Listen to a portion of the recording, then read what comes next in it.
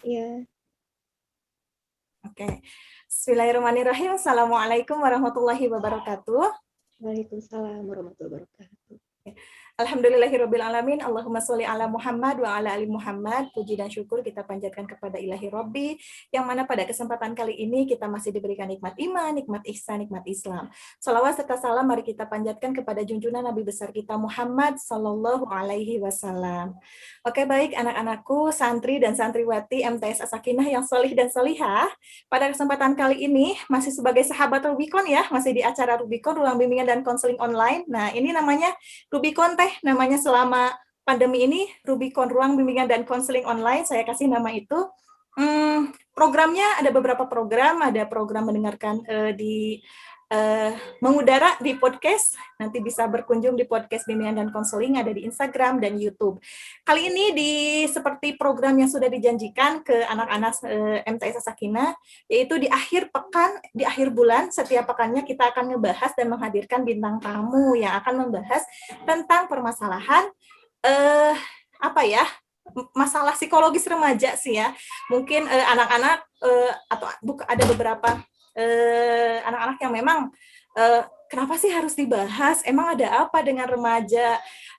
Yang memang di situ tuh untuk mata pelajaran kan tidak ada pembahasannya. Tapi di sini adalah kesempatan besar ya buat teman-teman yang memang di MTS As-Sakinah ada bimbingan dan konseling, jadi bisa menambah keilmuannya, bisa mengetahui apa sih yang terjadi dengan diri saya, perubahan apa sih, apakah perubahan hanya sebatas misalkan kalau laki-laki perubahan suara, kalau perempuan mulainya datang menstruasi yang seperti itu. Oke.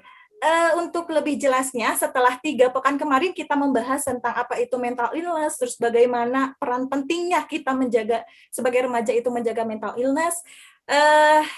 Nah, untuk lebih jelasnya mungkinnya masih walaupun sudah baca beberapa artikel di media sosial, mungkinnya di artikel anak-anak nih sudah baca sih sebetulnya, cuma memang masih banyak yang kebingungan tentang kesehatan mental, kenapa perlu dibahas, bahkan ada orang tua yang nanya, kenapa sih harus membahas tentang kesehatan mental remaja, katanya tuh gitu, kemarin tuh ada yang bertanya langsung. Dan ini tuh sempat juga saya jelaskan bahwa ini adalah salah satu isu ya, bukan isu ya, salah satu topik yang memang masih tabu untuk dibahas di kalangan remaja, karena memang mungkin remaja lebih ke yang hal-hal yang konkret kayak misalnya kenakalan remaja, merokok yang seperti itu. Mungkin ada hal yang lain di anak-anak MTS As-Sakinah ini yang tersembunyi yang memang perlu kita bahas seperti itu. Mungkin untuk lebih jelasnya dari Teh Ocha, ibu di sini manggilnya Teteh ya. Teh Ocha untuk menjelaskan apa sih kesehatan mental remaja dan kenapa sih apa bedanya kesehatan mental dan kesehatan mental remaja lebih khususnya seperti itu. Kepada Teh Ocha dipersilahkan. Ya, Assalamualaikum warahmatullahi wabarakatuh. Waalaikumsalam warahmatullahi wabarakatuh. Untuk adik-adik, saya bilangnya adik-adik aja ya. Karena biasanya kalau kita sedang tidak formal, biasanya lebih enak kalau itu mengucapkannya ke adik-adik. Iya, jadi gini, kalau di ilmu yang pernah saya pelajari, memang di remaja itu kalau saya bilangnya gangguan jiwa ya, gangguan mental atau gangguan jiwa. Tapi kalau saya pribadi lebih senang menggunakan kata gangguan jiwa. Saya tidak mengatakan itu penyakit jiwa, tidak. Tapi mengatakan itu gangguan jiwa. Nah, itu sebenarnya sih kalau misalnya kenapa di remaja? Karena remaja itu adalah periode rentan. Mungkin kalau saya manggilnya Mbak Rini aja ya. Mungkin kalau Mbak Rini lebih paham, kalau misalnya remaja itu kan dia ada periode yang secara fisik dia memang bermasalah, apalagi secara psikis, apalagi secara lingkungan. Betul. Untuk adik-adik mungkin ginilah memudahnya ya. Kalau remaja itu, kita itu masuk ke periode sudah anak-anak lewat, dewasa belum gitu. Sehingga itu biasanya orang tua itu nuntutnya aneh menurut kita. Menurut kita sebagai remaja, orang tua ini nuntutnya aneh. Kalau misalnya kita nakal, dibilangnya kamu itu udah gede, masa sih kamu gitu aja gitu kan. Sementara kalau misalnya kita, ya maaf kata nih lagi dengerin orang tua lagi diskusi kita nih, kamu tuh masih anak kecil, nggak usah ikut-ikutan deh gitu kan. Ya, jadi kan bingung ya, galau gitu kan. Ya, jadi itu apa sih gitu kan? Dibilang anak-anak enggak, dibilang dewasa belum gitu kan. Betul. Jadi benar-benar di sininya itu periode yang mencari identitas dia mencari jati diri gitu kan. Nah, itu dari sudut psikisnya. Dari sudut fisiknya juga sangat berpengaruh. Apalagi yang baru head kalau perempuan, yang laki-laki dia baru mimpi basah atau baru tumbuh bulu di mana-mana, yang membuat mungkin secara penampilan dia merasa tidak nyaman ya dengan kondisi-kondisi seperti itu gitu. Itu baru 2 masalah. Belum lagi masalah lingkungan. Masalah lingkungan ini kalau misalnya kalau remaja saya mengatakannya itu masa-masa kalian mencari geng. Kalau di psikologi itu bahasanya peer group atau kelompok kecil gitu ya. Tapi memang itu pada dasarnya ya geng gitulah. Nah itu masa-masa mencari geng itu nggak mudah juga kan ya Mbak Rini ya. Mungkin Mbak Rini juga mengalami lah masa-masa itu.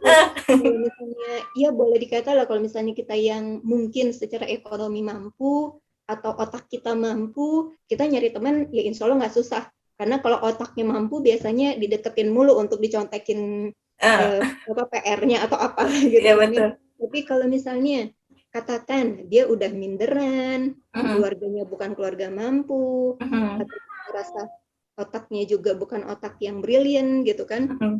Terus saya masuk kelompok mana gitu kan. Akhirnya dia mungkin tidak menjadi kelompok mana-mana, atau mungkin dia akhirnya masuk kalau misalnya dia sangat bagus, justru dia bisa masuk ke kelompok manapun gitu kan. Ada yang seperti itu kan ya. Kalau itu biasanya dibilangnya star. Jadi bintang gitu, si bintang yang biasanya dia dimanapun dia bisa masuk gitu kan. Tapi kalau misalnya yang enggak, kalau yang enggak ini gimana ya gitu kan. Nah kalau menurut saya sih, saya ngasih contoh simpel aja ya. Yang saya lihat ada di YouTuber. Mungkin adik-adik tahulah YouTuber Putri KKI. Oh iya, iya. Nah itu mohon maaf ya. Kalau itu menurut saya dia pasti akan sulit untuk relasi sosialnya kalau kita lihat dari perkembangan fisiknya gitu kan ya. Tapi kenapa dia bagus? Karena mungkin dia memang saya pikir sih ininya ya keluarganya sangat support gitu. Dan dia juga termasuk orang yang nggak minder, percaya dirinya sangat tinggi gitu. Sehingga dia bisa memanfaatkan apa yang ada di memanfaatkan yang sumber daya yang ada di dirinya untuk bisa mencapai yang orang-orang yang star aja nggak bisa melakukan itu gitu. Kalau dia menurut saya dia bagus justru. Iya. Bagi remaja dia bagus untuk bisa mencari yang dia bisa show off gitu, dia bisa menunjukkan siapa dirinya, tapi nggak ngeluarin duit banyak juga, dan akhirnya dia jadi terkenal. Justru dia menarik orang-orang yang dulu di atas dia mungkinnya kemampuannya, malah jadi pengikut dia gitu kan. Nah itu baru salah satu. Nah kenapa saya ngasih contoh kayak gitu? Kalau misalnya si KKI itu aja katakan dia tidak bisa seperti itu bisa jadi gangguan mental akan kena ke dia. Misalnya gangguan mental depresi, gangguan mental itu kan bisa juga dia larinya ke obat-obatan, psikotropika, narkoba dan lain sebagainya, atau drugs, atau dia yang sederhana-sederhananya mungkin ngerokok gitu lah ya, atau dan lain sebagainya gitu, atau yang stres, yang segala macam lah gitu. Itu salah satu gangguan mental. Nah, gangguan mental yang lain, misalnya kalau remaja itu mungkin adik-adik juga ngalamin kali ya, yang namanya remaja. Untung kalau di MTS semuanya berhijab ya. Iya. Tapi kalau misalnya enggak, coba kalian perhatiin di luar sana yang anak-anak SMP, anak SMA, seragam penampilannya. Yang harus putih lah, harus langsing lah, harus rambutnya panjang, lurus, menarik. Itu yang namanya bagus gitu di mata umum gitu. Padahal enggak juga gitu. Kalau kita bisa, maaf nih saya ngasih contohnya artis lagi biar kalian juga bisa ngelihat gitu ya. Iya. Kalau artis luar itu yang saya salut itu Halle Berry ya, yang orang hitam yang dulu pemain di James Bond berapa gitu. Dia orang hitam, rambutnya pendek banget, ikal. Halle Berry itu rambutnya pendek, hitam, ikal, tapi bodinya oke memang gitu ya. Tapi dia bisa gitu menunjukkan bahwa ini saya gitu. Jadi saya harus putih, tidak harus yang langsing, cantik, rambut panjang, lurus dan sebagainya, nggak harus seperti itu. Nah itu yang harus dimiliki oleh remaja, kepercayaan diri itu gitu. Tapi itu kan bukan hal yang mudah. Saya yakin itu bukan hal yang mudah. Nah, dalam mencapai yang seperti itu biasanya timbullah yang namanya stres. Awalnya mungkin stres ya. Stres itu ada dua, ada stres yang dari positif, ada stres yang dari negatif gitu. Kalau yang positif itu biasanya stres yang untuk menghadapi pernikahan, itu stres positif tuh. Kalau stres yang negatif itu ya seperti yang mau ujian lah, yang sakit perut dan lain sebagainya gitu. Bukan negatif positif yang dalam arti jelek ya, maksudnya yang mempengaruhi fisik kita lah gitu intinya. Itu gangguan mental yang lain. Nah, gangguan mental, ada juga gangguan mental yang bisa mempengaruhi ke fisik. Itu biasanya kalau di psikologi disebutnya somatoform disorder atau psikosomatis, atau gangguannya fisik tapi sebenarnya penyebabnya itu psikis gitu. Misalnya alergi, biasanya alergi, atau gangguan lambung, atau asma. Karena asma juga sebenarnya kalau misalnya dia kasih sayangnya full, biasanya nggak kambuh biasanya. Kalau yang psikis ya, emang dari psikis gitu. Nah itu contoh-contoh yang gangguan mental yang mengakibatkan gangguan fisik. Gangguan mental lain kalau di remaja, yaitu tadi pengaruh dari lingkungan yang biasanya sangat kuat ya, Mbak Rini ya. Oh ya, gangguan mental itu karena kalian udah baca itu kan faktor penyebabnya ada yang emang biologis, ada yang emang penyebabnya psikis, ada yang penyebabnya dari eksternal atau lingkungan gitu kan. Kalau yang biologis ini yang mungkin perlu kalian pahami dan mungkin perlu juga kalian waspadai. Kalau biologis ini yang agak parah kalau dia emang ada faktor genetik. Mungkin Mbak Rini juga tahu kalau pernah dengar schizofren ya Mbak Rini? Iya pernah. Schizofren itu kalau bahasa awam dikatakan gila. Dia udah tidak ada koneksi antara otak sama psikis sama fisik sama psikis sama perilaku itu udah nggak connect sama sekali, dan dia ada waham gitu, ada dunianya udah beda lah gitu, dia menciptakan dunia sendiri intinya gitu. Jadi kalau kita ngomong apa, dunia dia sama dunia kita tuh beda gitu. Jadi dia misalnya udah ngomongin dia tuh ada yang ngejar saya, denger nggak dia bilang gitu, padahal kan di dunia nyata nggak ada yang ngejar dia dan kita ada di depan dia gitu kan. Ciri-ciri orang schizofren itu dia ada wahamnya gitu, ada delusinya. Tadi yang mau saya katakan kenapa di remaja harus mewaspadai, kalau dia karena biologis atau karena genetik, itu si schizofren itu dimulai ketika remaja. Ciri-ciri schizofren itu dimulai ketika remaja. Itu nanti kalau misalnya sebagai pengajar Mbak Rini itu bisa lihat dari pendidikannya yang mungkin prestasinya turun, mendadak turun, terus dia malas mandi, udah malas mandi, udah dan lain sebagainya, udah secara sosial itu sudah sangat sangat menutup diri. Nah itu dimulainya memang saat remaja. Makanya kalau yang genetik itu kita harus aware ketika dia remaja itu, kita harus aware kalau ada perubahan-perubahan yang sangat signifikan terhadap si siswa itu ketika dia memang ada faktor genetik yang kuat. Jadi misalnya ada ibunya atau bapaknya yang emang ada keturunan seperti itu. Nah kalau kenapa remaja lagi, ini alasan kalau yang psikis ya.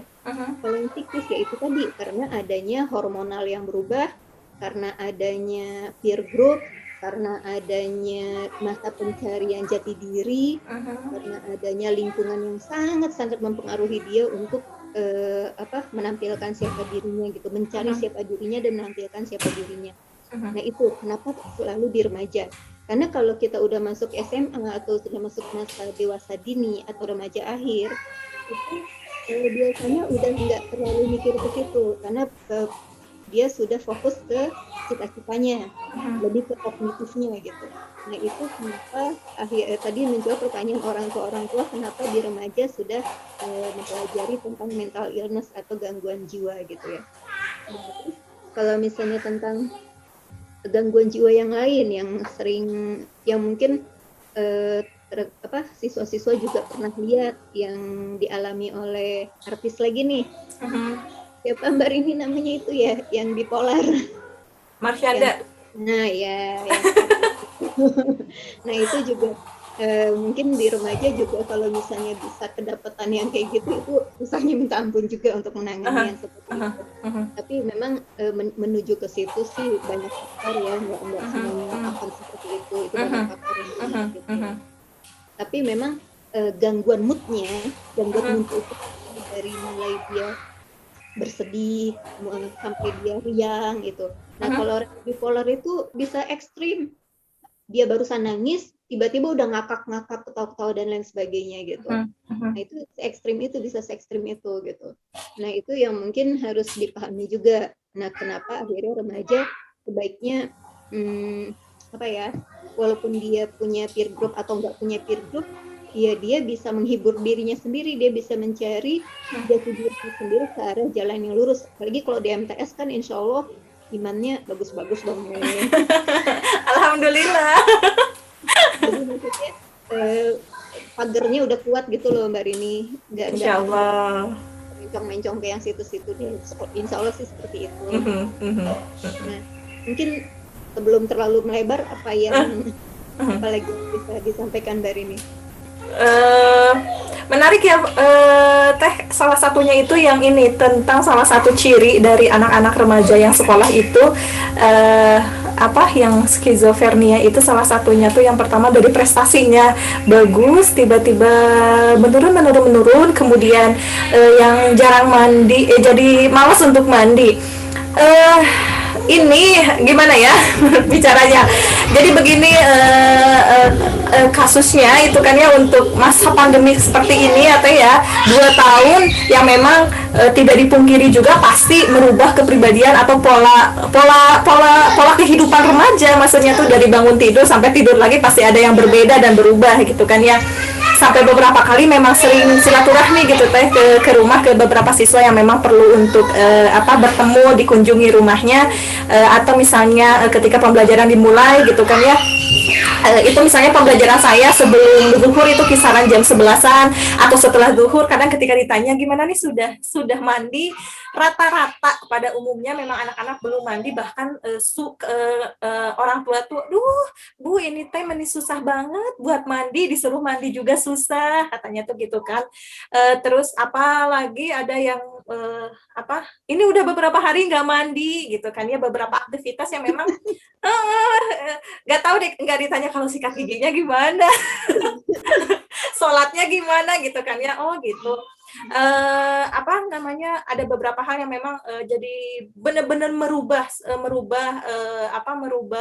kebiasaan anak-anak itu. Gimana Teh? Ini siswa-siswa ini hebat loh, punya guru BK-nya cerdas, seneng saya pertanyaannya. Ini ya, kritis ya. Jadi gini Mbak Rini, kalau misalnya yang tadi saya ungkapin itu, dia itu sampai ekstrim ya. Kalau misalnya ini, kalau siswa ini memang dia nggak mandi, tapi kalau dia mau keluar pasti dia segera mandi deh. Ya kan? Kalau dia mau keluar atau dia mau kayak Zoom meeting, pasti dia segera mandi, atau minimal dia cuci muka atau apa dalam macam itu gitu. Masih tapi maksudnya kalau berhari-hari nggak mandi juga, apalagi yang muslim, pertanyaan ya, emang dia menghadap Allah nggak bersih gitu, nggak wangi kan? Kalau berhari-hari loh. Kalau misalnya sehari mandi sekali ya oke lah, masih kita pikirin mungkin dia penghematan atau kedinginan atau apalah gitu kan ya. Tapi minimal dia masih berusaha menyesuaikan diri dengan apa yang sosial harapkan. Karena kan kalau misalnya yang saya bilang tadi, nggak mandinya itu dia ekstrim. Sampai kan kalau orang yang schizofren itu dia kan akhirnya asosial. Jadi dia sama sekali tidak seperti orang-orang pada umumnya gitu kan. Kalau yang siswa, yakinlah kalau dia keluar dia pasti ada malunya, masih mau untuk berdandan atau bersih-bersih diri gitu. Walaupun sangat disayangkan ya, masa menghadap Allah nggak bersih dan nggak wangi gitu kan, nggak mungkin. Iya sih, betul. Pembiasaan di pandemi itu memang, ya gimana Mbak? Enggak. Di pandemi itu memang banyak hal-hal yang jadi sangat-sangat berubah, apalagi kalau di keluarganya tidak ada support untuk mendisiplinkan diri. Padahal kalau remaja itu memang susah sih kalau misalnya kita baru mendisiplinkan diri di remaja itu sangat sulit. Mbak Rini juga tahulah kalau yang namanya perkembangan manusia itu, disiplin itu kita dimulai dari usia 2 tahun, 2-3 tahun. Awal kehidupan manusia usia 2-3 tahun itu mulai pendisiplinan diri, yaitu saat dia toilet training. Jadi kalau misalnya si anak-anak itu ketika dia mau tidur kita ke toilet, kita suruh dia ke toilet untuk belajar toilet training, bangun tidur juga seperti itu kan upaya pendisiplinan diri. Nah, di situ yang akan membentuk karakter disiplin pada seseorang. Kalau misalnya baru diajarin disiplin di SMP ya emang agak susah lah ya, kayaknya nggak mungkin gitu ya. Kayaknya agak-agak sulit lah, nggak mungkin gitu, nyaris-nyaris nggak mungkin gitu. Tapi kalau misalnya punya lingkungan yang sangat support, misalnya kayak lingkungan militer ya mungkin bisa sih gitu. Tapi kayaknya kalau keluarga militer juga enggak ayo bangun gitu. Ya, enggak juga. Tapi teman saya iya sih. Oh gitu. Ya. Tapi kalau begitu dia keluar bandel juga ya gitu, berubah banget gitu. Nah, pandemi ini juga membuat siswa jadi terlalu tergantungan sama gadget ya. Iya betul. Sementara Ocha ada juga diskusi sama rekan yang di tumbuh kembang anak di rumah sakit gitu. Itu kasus gangguan jiwa yang karena gadget itu ampun Mbak Rini, itu udah sangat-sangat udah nggak tertolong udah saking banyaknya gitu. Itu yang namanya apalagi TikTok ya. Nah iya. Itu sangat-sangat bahaya juga tuh. Makanya kita ya itulah yang namanya muslim itu kan dia untungnya punya kontrolnya itu di sholat 5 waktunya itu gitu, jadi nggak habis waktu buat lihat-lihat si layar kecil ini gitu. Terus mungkin siswa-siswa mungkin dengar tapi nggak tahu deh ini ketertarikan siswa atau enggak. Deddy Corbuzier dia kan akhir-akhir ini sudah sedang tidak mau pakai semua medsosnya ya. Iya. Itu bagus loh. Itu bagus, dia sedang tidak mau pakai semua medsosnya gitu. Karena orang yang pandai mengontrol dirinya, walaupun dia ngerasa itu membuat dia terkenal atau sumber penghasilan dia bisa mengontrol. Udah nggak sehat gitu. Udah nggak sehat kalau saya main-main gadget terus gitu. Dan dia mengontrol diri sendiri. Nah, itu harapan juga buat siswa. Kapan dia harus memegang gadgetnya, kapan dia harus meninggalkan gadgetnya. Dan apa yang kalian butuhkan dari gadget itu. Karena gadget itu kan pada dasarnya kalau di muslim kita nanti pertanggungjawaban kita sama Allah kan ya, bukan hanya sama orang tua sama guru kan ya. Nah, itu di gadget itu berapa jam kita pakai yang buat untuk beribadah, berapa jam yang kita pakai buat untuk menonton hal yang nggak perlu mungkin gitu. Itu kan nanti dipertanyakan, akan kita pertanggungjawabkan ke Allah gitu kan ya. Nah, itu juga yang harus menjadi bahan pertimbangan kalian gitu. Jangan yang hidupnya melulu gadget, karena itu juga nanti suatu saat akan menjadi gangguan jiwa kalau kalian tidak bisa mengontrol itu, seperti itu Mbak Rini. Gitu ya. Tapi sebetulnya dilema juga ya kadang anak-anak atau bahkan saya juga pribadi gitu kan, ada anak yang memang sekolah juga dilema memang tidak ingin anak tuh jadi apa ya, khususnya di MTS Sakinah nggak mau kecanduan gadget, tapi sekarang belajar harus pakai gadget gitu kan ya, harus pakai gadget yang memang kondisi orang tua dua-duanya bekerja, misalnya di rumah hanya dengan yang bantu-bantu atau misalkan sendiri di rumah, jadi akhirnya tidak terkontrol gitu kan ya, penggunaannya itu gimana Teh? Ya, kalau misalnya kalau misalnya kita memang biasakan mendisiplinkan anak punya jadwal, itu sebenarnya mau nggak mau itu pasti bisa gitu. Karena kalau orang lain bisa menerapkan itu, kenapa kita nggak bisa gitu kan ya. Memang katakanlah kalau misalnya dua-duanya orang tuanya bekerja sehingga tidak bisa menahan si gadget itu dari anaknya. Tapi kalau anak itu sudah terbiasa disiplin, insya Allah bisa. Misalnya dia hanya pegang gadget itu ketika dia jam sekolah itu sampai jam berapa sih jam sekolah ya? Kalau sekarang jam 2:30, kalau sekarang pandemi. 2:30. Itu di depan gadget terus. Nggak tahu ya. Iya kayaknya. Itu kayaknya nanti bukan hanya ini deh yang kena, mata juga kena deh. Iya, mulai dari jam 7 sampai jam 2:30. Itu di gadget. apalagi kalau udah selama itu, setelah itu jangan pakai lagi deh kayaknya. Kasihan matanya juga loh. Emang nanti Iya. mau setutup botol apa coba ini matanya, kacamatanya gitu kan. Nah, iya makanya 2 tahun, Teh. Gitu. Ya kasihan di mata kalian juga gitu. Jangan kalau misalnya emang sekolah aja sudah harus pakai gadget terus, usahakan untuk yang di luar itu ya ini istirahat dulu lah ya, dari sore dari siang sampai sore ini istirahat dulu, paling nanti malam buka lagi gadgetnya. Tapi itu pun menurut saya nggak harus yang nggak harus yang berjam-jam gitu. Makanya medsosnya dibatasin deh. Kalau misalnya medsos nggak usah punya semuanya lah. Kalau punya semuanya coba deh. Kayaknya ada kewajiban harus membalas semuanya atau membaca semuanya gitu Iya. kan. Padahal nggak penting juga kan ya. Iya. Apalagi kan kalau medsos juga teman-temannya masih sama itu aja. Itu dia. Tapi di medsos yang berbeda-beda, tapi orangnya itu juga. Iya. Gitu, ilmu nggak nambah, pengetahuan nggak nambah gitu, gitu kan ya. Tapi ya maklumin karena kita juga mungkin dulu seperti itu gitu kan. Iya. Teh, kalau misalkan ini dari tentang kesehatan mental yang terjadi, gejala-gejalanya, apakah sebetulnya untuk remaja itu adalah hal yang wajar karena perubahan hormon, perubahan fisik dan perubahan psikis yang seperti itu? Apakah hal yang wajar? Kalau bilang wajar, namanya gangguan nggak wajar ya. Kalau dibilang kalau misalnya faktor kesannya besar, iya. Tapi kalau dibilang wajar tidak. Misalnya kalau gangguan dibilang wajar, ya berarti semua yang nanti aneh-aneh menjadi wajar kan, enggak juga gitu. Tapi kalau misalnya faktor kesana menjadi besar, ya itu yang perlu kita kontrol gitu. Jadi biar dia tidak menjadi gangguan, perlu kita kontrol gitu. Misalnya kayak perubahan fisik yang memang akan dialami, itu biasanya dari guru agama sudah membimbing bahwa itu yang akan terjadi. Nah, kalau di bahasa psikologi itu namanya ada stress inoculation.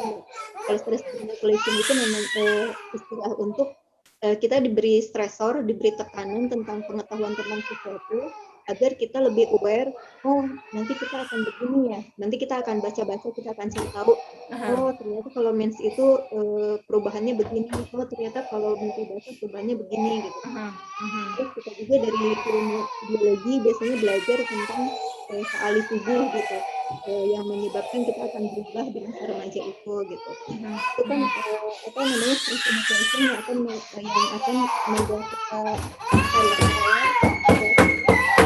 jadi agar mental kita bisa tetap sehat gitu kan. Kalau dari lingkungan kadang-kadang orang tua menyerahkan sepenuhnya ke sekolah gitu, bahwa anaknya harus dididik sebagus mungkin gitu. Tapi kan nggak mungkin ya kalau misalnya hanya sekolah yang melakukan itu gitu. Sementara kan hanya sampai setengah 3 nih. Setelah itu kan dia ada di rumahnya kan gitu kan. Kan harus ada juga bantuan dari rumahnya, seperti apa sih gitu kan. Jadi mungkin di rumah untuk menyeimbangkan kehidupan dia yang lain ya adalah yang namanya program di rumahnya gitu ya, untuk mengaji tiap 1 jam atau 2 jam sehari gitu. Itu harus rutin gitu, misalnya itu di rumah seperti itu gitu. Nah terus kalau misalnya untuk yang psikisnya nih, kalau yang psikisnya, nah ini yang harus individual nih Mbak Rini. Misalnya kalau yang ini kan berbeda untuk menghadapi siswa yang ekstrovert sama siswa yang introvert. Itu berbeda kita menghadapinya gitu. Karena kalau yang ekstrovert itu biasanya sih dia nggak ngaruh gitu, karena dia kan orangnya bisa banyak omongan yang keluar sehingga dia tidak jadi penyakit di sini gitu kan. Sementara kalau orang yang introvert itu kan dia terlalu banyak mikir sehingga jadi penyakit di dirinya sendiri gitu kan ya. Tapi nggak saya kecilkan kemungkinan juga Mbak Rini, karena saya pada dasarnya saya orangnya introvert, sangat introvert. Kalau saya tidak pernah mau terlihat introvert, saya tetap bisa ekstrovert gitu ya. Tapi saya tidak gangguan mental gitu. Nah, pada dasarnya introvert itu kalau dia bisa bisa menggali, dia bisa nyamannya di sisi mana, itu nggak masalah gitu. Misalnya Misalnya kalau orang ekstrovert kan dia kalau misalnya kayak di rumah mulu, di rumah saja gitu kan, itu kan buat dia sangat ini ya gangguan ya. Kalau introvert enggak, Bar, ini di rumah aja tuh udah nyaman gitu kan.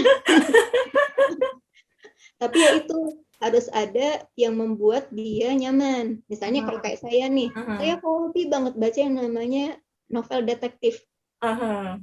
Jadi saya di gadget saya itu biasanya udah saya download tuh yang novel detektif gitu kan. Nah itu mungkin menurut orang aneh ya. Kalau saya senang novel yang berpikir gitu. Jadi kalau detektif kan mikir gitu ya. Tapi menurut saya refreshingnya saya gitu. Nah remaja juga harus punya yang seperti itu. Dia harus punya kemampuan untuk membaca diri dia itu nyamannya itu di tingkat mana sih gitu. Dia akan nyaman kalau seperti apa. Jangan selalu berharap ada orang yang akan membuat dia nyaman. Dalam arti jangan selalu bergantung sama lingkungan. Jadi misalnya saya akan menjadi tidak berkembang kalau misalnya nggak ikut sama si A. Kalau misalnya sekolahnya nggak nempel terus sama si A, saya pasti akan down gitu. Nggak bisa kayak gitu. Kalau kita selalu kayak gitu, kita selalu bergantung sama lingkungan, itu kalau kebetulan yang kita ikutinnya benar, oke lah gitu. Tapi kalau yang kita ikutinnya hancur, ya kita ikutan jatuh ke solokan juga gitu kan. Iya, betul. Jadi tetap aja kita harus mencari motivasi itu yang dari dalam diri. Mau itu kita ekstrovert atau introvert, kita cari motivasi dalam diri. Nah itu kalau misalnya kita mampu aja membaca diri kita, mencari jati diri dan membaca diri kita dengan benar, insya Allah nggak mental disorder. Caranya untuk tahu aku tuh kayak gimana ya?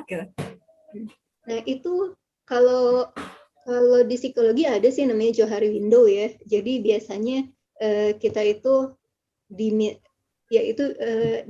sekolah ada ini nggak Mbak? Ada pelatihan leadership nggak ya? Biasanya ada sebelum pandemi itu. Nah, ya kalau enggak nanti bisa juga dibantu dari BK ya untuk apa tuh mencari jati diri yang pakai jendela Johari itu. Yang 4 kan, itu ya, Keteh. Karena kan kadang-kadang kalau kita nggak bisa dapat masukan dari orang, kita nggak tahu diri kita seperti apa ya kan ya. Iya betul. Kita dapat masukan dari orang kan ya untuk seperti apa gitu. Kalau mau sesimpel-simpelnya sih bisa dari guru wali. Karena guru wali kemungkinan tahu kita itu seperti apa. Itu sesimpel-simpelnya ya. Tanya sama guru wali kita itu seperti apa. Terus kalau siswa pribadi bisa nanya ke orang tuanya, ke ibunya terutama. Saya itu seperti apa. Itu sesimpel-simpelnya. Tapi kalau enggak ya main-main inilah, main-main apa ya? Main-main kayak ya seakan-akan permainan tapi itu sebenarnya jendela Johari untuk saling menebak karakter pribadi masing-masing gitu, tapi dari sudut orang lain gitu. Oh iya. Tapi berusaha untuk jujur ya. Maksudnya kadang-kadang kan nggak enak hati untuk bilang, si itu mah jutek, si itu mah gitu. Apa-apa gitu kan. Biar dia juga tahu bahwa dia jutek atau dia seperti apa. Jangan yang bagus-bagus ya, kalau yang bagus-bagusnya yang nggak akan kebaca nanti pribadinya kan gitu. Betul, jadi nggak ada ini ya, maksudnya nggak ada evaluasi buat diri sendiri juga. Jadi sebagus-bagusnya sih kalau mau sesimpel-simpelnya ya itulah, tanya sama guru walinya, tanya sama ibunya, tanya sama guru BK-nya. Oke. Teh, terakhir, bagaimana nih untuk tetap menjaga mental kita sehat? Nah, kalau yang tadi agak sulit itu lingkungan ya. Lingkungan, karena lingkungan itu pengaruhnya sangat kuat di remaja. Kalau di titik sih cukup kalian melakukan apa yang orang normal lakukan, itu kalian lakukan, itu sudah normal. Misalnya ya bangun tidur, misalnya mandi atau apalah sebagainya, itu yang orang normal lakukan, kita lakukan, itu sudah oke gitu. Kalau secara psikis jangan terlalu stres. Hidup itu harus imbang. Yang namanya tugas sekolah, yang namanya refreshing itu tidak melulu harus ke tempat wisata, tidak melulu harus ke mall. Apalagi dengan pandemi kan nggak mungkin kita lakukan. Kita bisa cari kok misalnya browsing tempat-tempat yang menyenangkan. Itu kan walaupun nggak ke sono, tapi karena membayangkan juga udah menyenangkan gitu kan. Atau nonton film yang lucu-lucu, yang kalian suka lah gitu. Nah itu secara psikisnya nih. Nah kalau secara lingkungan, nah ini agak berat nih Mbak Rini. Kalau lingkungan kan kita nggak bisa ngontrol lingkungan ya. Nah, jadi ya kalau lingkungan, pinter-pinter kalian deh mencari lingkungan yang bagus gitu. Dalam arti kalau lingkungan sekolah kan udah bagus dong, insya Allah udah bagus gitu kan, karena emang atmosfernya atmosfer belajar gitu kan. Nah, tapi ketika kalian pulang ke rumah, atau kalian bermain yang pengaruh-pengaruhnya kita nggak tahu gitu, atau kalian punya geng-geng di luar yang geng-geng yang ya katakanlah geng yang gimana lah gitu kan, yang agak-agak bandel gitu. Nah itu harus kontrolnya harus dari diri kalian gitu, bahwa gak apa-apa kalian bergaul sama mereka, tapi belum gak harus kalian terjun seperti mereka gitu. Dan itu bisa diatur. Kalau kita udah punya kontrol diri yang bagus, kita bisa mengatur untuk misalnya Mbak, kalau kita punya teman-teman yang selalu ngerokok gitu, tapi kita bisa kok nggak ngerokok. Apalagi kalau misalnya kayak drugs atau kayak narkoba gitu. Kalau saya malah bingung, orang saya makan obat aja males kok, mereka malah seneng gitu ya, nggak sih makan obat-obatan gitu ya. Saya makan obat aja sebisa mungkin males gitu kan ya, kalau bisa nggak usah pakai obat gitu kan ya. Makanya logikanya saya nggak masuk gitu kalau orang mau ngedrugs gitu, walaupun katanya efeknya fly atau apa gitu. Ya nggak usah kayak gitu juga bisa kalau kita yang mentalnya sehat gitu kan ya, nggak usah pakai kayak gitu juga bisa kali gitu kalau mentalnya sehat gitu. Nah tapi ya itulah masalahnya, remaja ini kan dia mencari jati diri nih, dia masih bingung saya itu di posisi mana gitu. Nah itu kalau misalnya kalian memang masih bingung, masih labil, sebaiknya memang kalian punya tempat untuk bertanya. Tempat untuk bertanya kalau di sekolah mungkin bisa ya di BK ya Mbak Rini ya. Yeah. Kalau misalnya enggak, ya semoga kalian punya kakak yang bisa sharing tentang kehidupan sosial bahasa diri pada umumnya gitu.